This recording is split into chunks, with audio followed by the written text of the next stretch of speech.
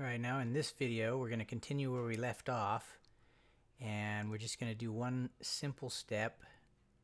Well, might be more than one step, but I forget what I had you create: the password, the varchar. I know I told you to make it a varchar, but I'm not sure what length, and maybe I said 25. If I did, whatever number is in here, go to your PHP MyAdmin, and if you forget how to get there, you can always right click on the container here. Just right click on it and say info, and scroll to the bottom, click this, and it'll take you there. There's my, let's see, wait, here I am. I'm going to move this over here. Go to the experimental database. That's what I called mine. Hit users, structure. Here's your password, varchar, whatever it is. Go over here and hit the pencil to change it and make sure it's 40. So maybe you had 25 in there before. Just change it to 40 and hit save. And that's because the type of password we're going to put in here is going to be encrypted. That way, if a hacker happens to figure out how to browse space, they won't actually know people's passwords. So let's get started on that. I'm going to close this information page and go to my user create. In the last video, I'm not sure if I called it user create or user create PDO, but it's this page where we wrote this stuff. So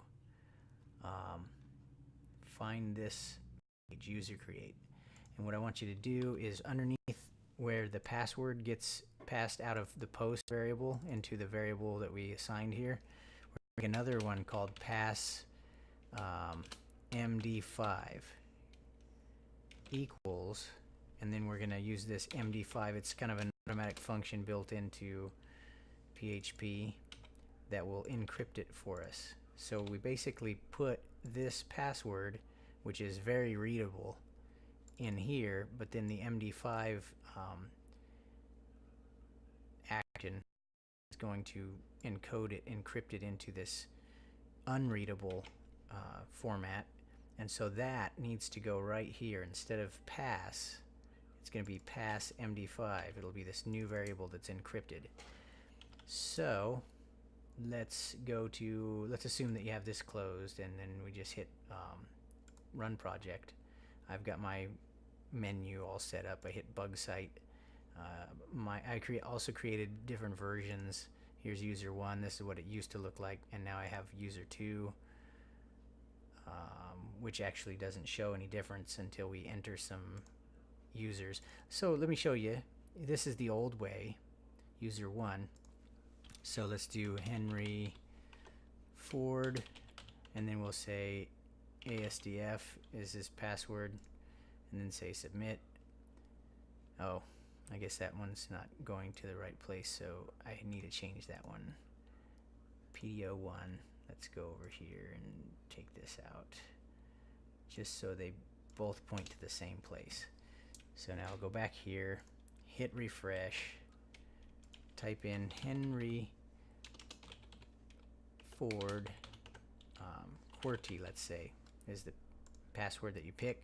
Submit. New record created successfully. I go back here. Let me see if I refresh, if it'll show it. It shows it there, but it doesn't show you the password. Oh, unfortunately, I guess I'm sending it to the new user create. I guess, yeah, there's only one version now, is the right one. So let me take this out. I'm going to hit this and change this back to pass, and we'll see what happened here. Is it did successfully encrypt it, and I want you to just see the difference. Larry Rhodes QWERTY, and then you hit submit. New record created successfully. I hit refresh. It'll show them down there, but in the database you can see the password is readable. It's not encrypted. So that's why we want to use this instead. All we're doing is applying this function to the password, and that encrypts it beautifully. So I'm gonna hit refresh. Fred pool QWERTY, submit, and we go in here and look, and it's made another one where it's encrypted, and looks like it's the same pattern because I used the same password. Fake student 1 2 3 4 5 6, submit, and makes a anyways, I'm not an expert on this, but the theory is that it's impossible to figure out what the password is, next to impossible. You'd have to be quite a hacker, from what I understand, to be able to figure that out. So that's the lesson for this video, and I'm gonna change this back to what it was. I'm gonna hit undo and save because I want to keep different versions of this.